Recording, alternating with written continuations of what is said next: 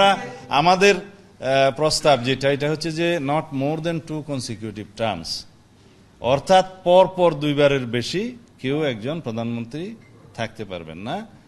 তার মানে দাঁড়াচ্ছে যদি দুইবারের পর একবার গ্যাপ হয়, তার পরবর্তীকালে যদি জনগণ নির্বাচন করে সেই পার্টিকে মেজরিটি পার্টি হিসাবে, সেই পার্টি যদি ডিসাইড করে তাহলে সেই একই ব্যক্তি প্রধানমন্ত্রী হতেও পারেন। কিন্তু কথা হচ্ছে যে কেন ধরে নিচ্ছেন যে সেম লিডার বা সেম ব্যক্তি বারবার হবেন?